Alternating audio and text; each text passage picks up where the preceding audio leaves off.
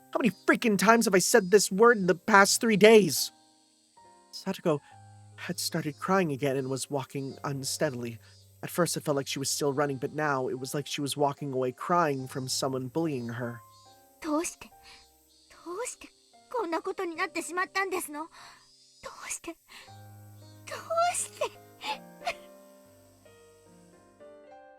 There was an answer to that, and I wanted to know it too. Why? Why had it turned out like this? ニーニーがいなくなってずっと寂しかったけど、圭一さんが転校してきてくれて、またみんな明るくなって楽しくなって、毎日が光ってたのに。 Yeah, she was right. Those days were bright and beautiful. And yet, after that, Satoko and I shouted the exact same thing. どうしてこんなことに。 The cicadas were sneering at the spectacle, our strange game of tag. Oh, shut up, shut up, shut up. Eventually, I heard the murmuring of a stream. The forest parted and a suspension bridge appeared. Satoko was crossing dangerously, wobbling as though she might fall at any moment. And when I stepped onto the bridge, it swayed a lot, causing Satoko to stagger and fall on the spot. 大丈夫かサトコ。近寄らないで、この人殺し。 Satoko shouted, her hatred made very clear. It was sad.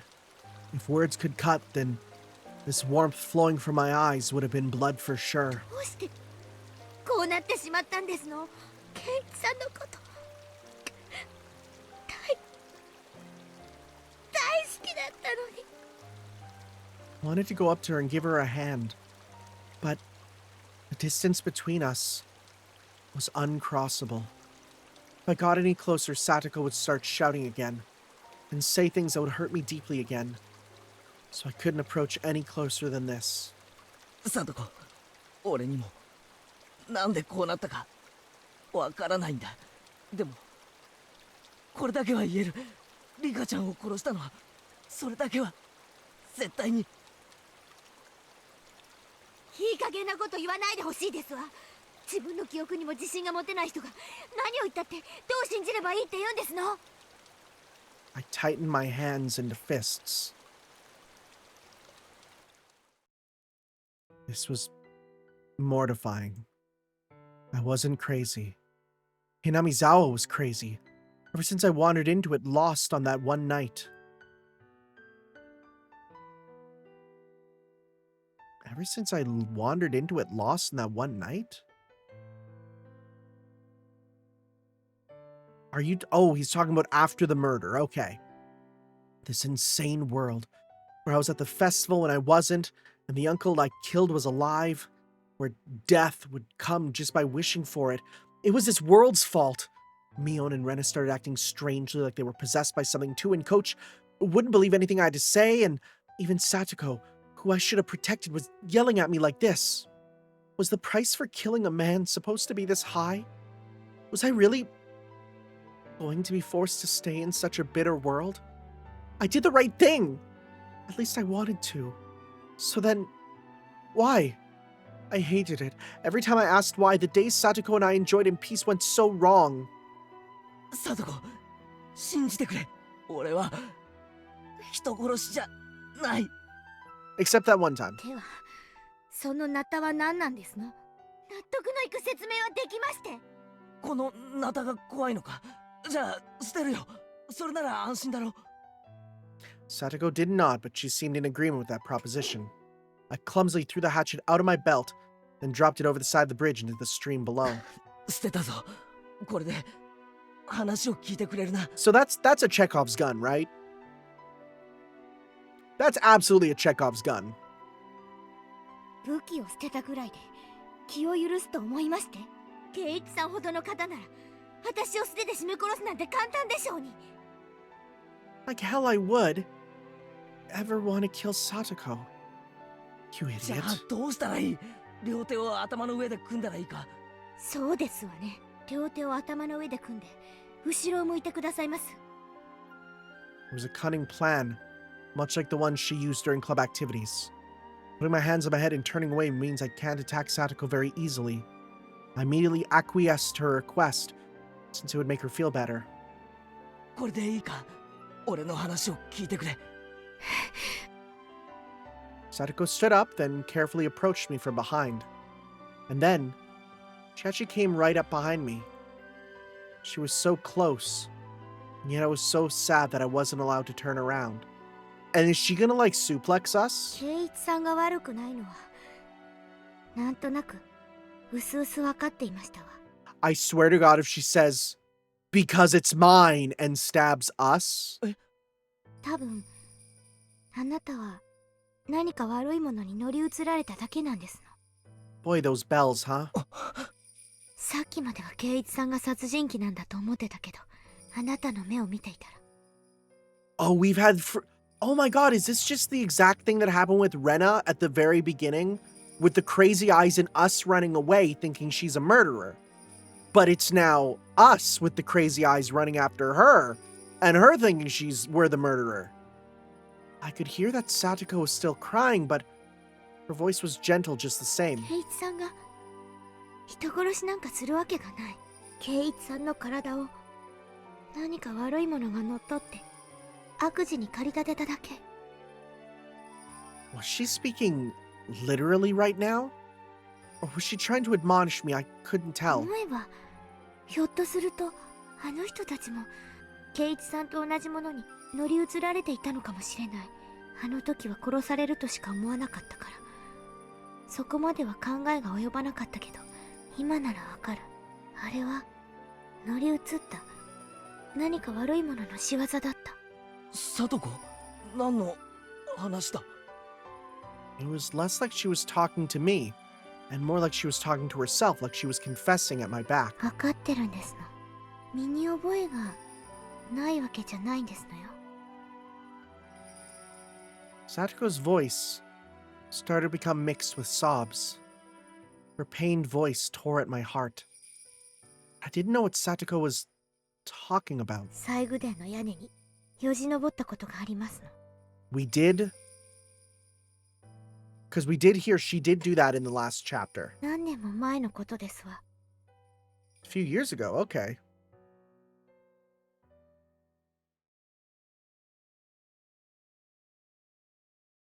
Once, when Satoko was playing hide and seek at the shrine grounds, she climbed onto the roof of the storehouse for ritual implements, which everyone said not to go near, and hid. Then Satoko saw that she could get in through a window meant for ventilation. For Satoko, the word curse was plenty scary, but she was more curious about what was inside the unknown storehouse.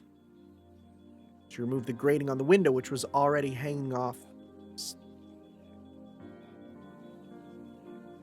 Okay, no, that beeping is in-game. Okay, it sounded like an alarm was going off in my place. There's like a ding ding ding that sounds like an alarm in this song. I kind of hate it. She removed the grating on the window, which was already hanging off, slid her small body into it, and climbed down inside. It was too dark to see much, but after descending, she realized just how high she'd been up. Despite the darkness, she could see a few things around her thanks to the faint light coming in from the air window. And to her disappointment, it was just a regular old storehouse. She tried to leave, but the door was locked up tight from the outside and it was made not to open from within.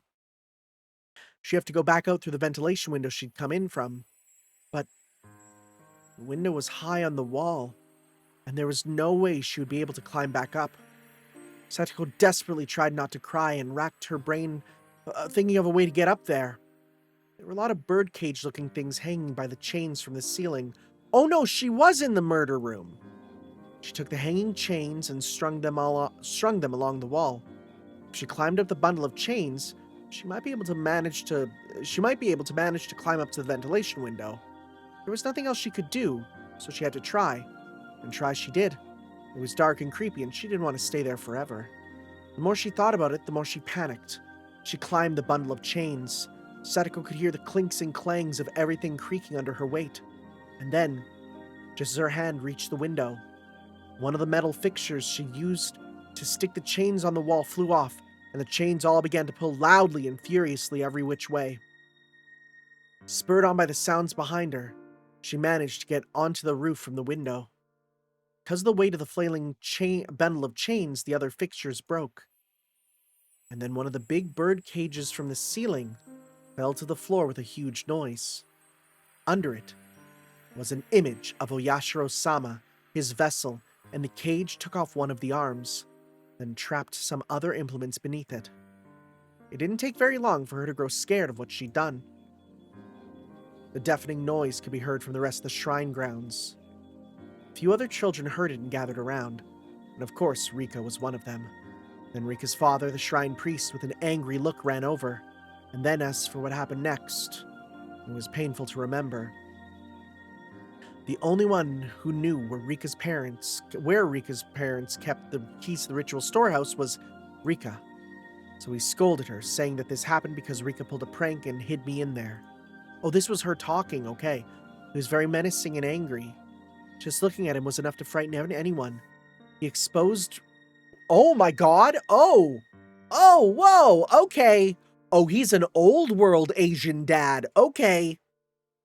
He exposed Rika's back, took a strangely shaped ritual cane or something and struck her with it several times. Rika's words at the time, "It wasn't me, it wasn't me. I'm sorry, I'm sorry." That pitiful voice, I still can't get it out of my head. I should have said it was me. I should have said so to save my best friend from the false accusation, without being afraid of Rika's father's terrible temper. Rika gritted her teeth and cried at the crime she didn't remember doing. Ever since then, the world had been strange. 分かってるんですの。これはお社様のたたりだって。あの時、最後伝を怪我して親友を見捨てた私への天罰だって。お社様のたたり。父も母も濁流に消えた。意地悪だったおばも死んだけど、誰よりも私を可愛がってくれたニーニーも私を捨てて家出してしまった。そして圭一さんが転校してきて、やっと楽しい毎日が戻ってきたと思ったのに、今度は圭一さんが取りつかれて、リカも殺されて。聞いたの私。お社様は本当にたたりをなすときは本人をすぐに殺さないんだって。親しい人から順に殺して、みんな殺してから最後に殺すんだって。 There it is. だから圭一さんもたたりにやられて、きっと今度はレナさんやミオンさんがたたられてしまうんですわ。そして殺したり殺されたり、もういや落ち着けよ佐藤。たたりなんかない。誰もお前をいじめたりなんかしないって。 Oh? When I turned around, I was thrust away with amazing force. Given my hands were awkwardly placed on my head, I couldn't take the fall and lost my balance. And I'd been pushed not into the bridge, but to the side! Towards the stream. No, this can't be happening! As one last miracle, I was allowed to grab a cord hanging from the bridge. Far below me was the stream. We were pretty high up, and below were rocks of all sizes. If I fell, it clearly wouldn't be pretty. The entire bridge was tilting under my body weight. My frail little grip probably wouldn't last another minute before my fingers had to let go. I didn't understand myself what I meant by shouting her name then. Was I asking her to save me? Or was I asking why she did this? Finally, everything came back into focus and I saw Satoko. And I was surprised at what an odd expression she had. It was the first time I'd seen it. What is this song? It was an expression of righteous anger meant only for those who needed to die.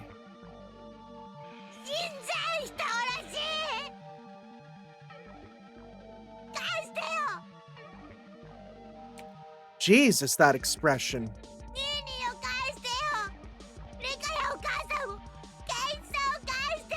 No, she's not cursing me. She's cursing the spirit she thinks that's in me.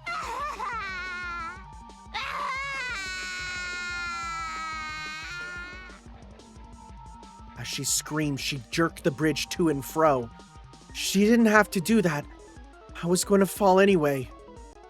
私はお前なんかには負けないんですのよ。タタリなんかに負けてたまるもんですか。お前になんか絶対に負けない。みんなを奪ったお前に絶対に負けたりなんかしない。サトコ、これだけは聞いてくれ。 I don't know what my face looked like at the time, but it seemed like it was enough to quell Satoko's agitation. 俺のしたことは確かに褒められるものじゃない。いや、いけないことだったかもしれない。だけどお前に幸せになってほしくってしたことだったんだ。それだけは信じてくれ。こいつ最後の最後でケイイチさんのふりを。 Satoko didn't seem to have any more desire to listen to what I had to say. And for that to happen at the very end like this was tragic. お前に褒められたくてやったわけじゃなかった。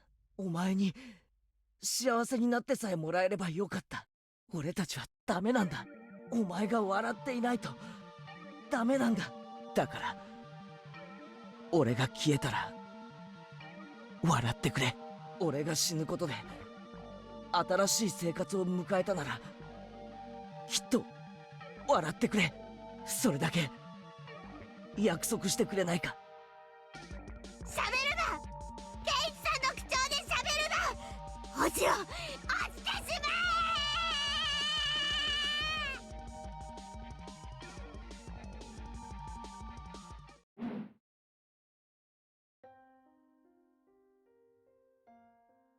Are we at the end? Is this actually the end? And those were the last words Satoko ever said to me. Those sad, tragic, and altogether unrewarding words. What on earth was I?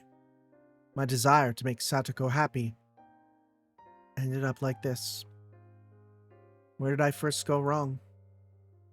And what was the mistake I made? When did I make it? Was I the crazy one, or was it Hinamizawa? Even after all of this, I thought I wasn't crazy at all. It was this eerie world that was crazy, this world I'd accidentally wandered into that one night. 'Cause that fun world where I never doubted all the crazy times we had as a club would go on forever. Couldn't possibly have transformed into such an abnormal world. That fun world where it wouldn't have ever ended like this with Satoko pushing me to my death. In the end, I was going to be swallowed up by this crazy world and disappear. No, I'd probably already disappeared. Yeah, probably. On the night of Watanagashi. I'm sure that in the world I really belonged to, I had vanished that night and everyone was worried. It was laughable that I had taken this long to figure that out, that I wasn't around anymore. Well, Yashiro-sama's curse in the 5th year was Satoko's uncle dying and me disappearing. In the real world, Satoko had already been freed. Maybe my friends were all lamenting my disappearance and valiantly trying to get back on their feet. And even though they were down to 4 people, the club would reopen. They'd have a good time without me. Waiting for the day when I would come back. I'm sorry, everyone. I couldn't come back home. But this is what I wished for. It was my wish for Satoko's smile, and my duty as her Nini. At this point, there will be nobody left to torture you. 'Cause Satoshi and I, it took 2 years, but we succeeded.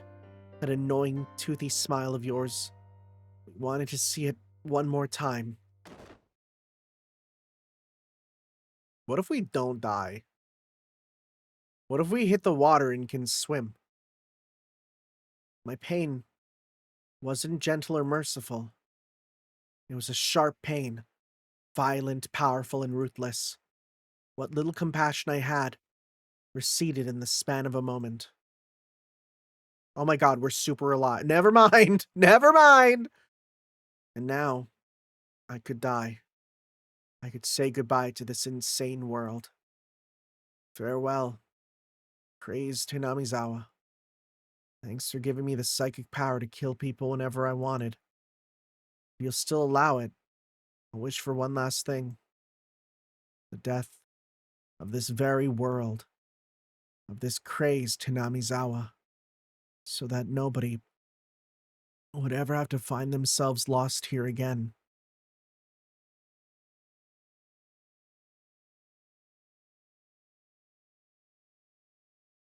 So this chapter is a send-up to Tsukihime, right? I feel like it has to be. I feel like we literally know that he's a fan, right? Oh my god, wait, is there more? Wait, hold up, is there more? Once we do research notes, we'll know for sure. Oh my god, there might be an extra chapter. Demon, witness the final showdown. Okay. What are we freaking doing here? I'm just gonna put on my stupid hat. Okay. Right, that's all I can do at this point is just put on this hat and hope to God my sanity can stay. If we do this and it's the last one, we'll know for sure. Oyashiro-sama. Nobody really knows what to use to write Oyashiro-sama. Knowing this is hard partly because, depending on the time period, he's been called with various titles with subtle changes to his name and nobody knows the real one. The only thing all time periods agree on is that the 4 symbols Oyashiro are always used. There's a theory stating that the shrine, Yashiro, dedicated to Oyashiro-sama itself, became an object of worship, and that people began calling it O Yashiro-sama. Yeah, because then the O is like Lord, yeah, or Lord Honorable Shrine, but this doesn't make a bit of sense. I don't know whether this is related, but people say the Furude family, the most respected bloodline in terms of worshipping Oyashiro-sama, actually inherited his blood. And in the legend, the Furude family passes down if, for 8 generations in a row, the firstborn child is a girl, the 8th daughter will be the reincarnation of Oyashiro-sama.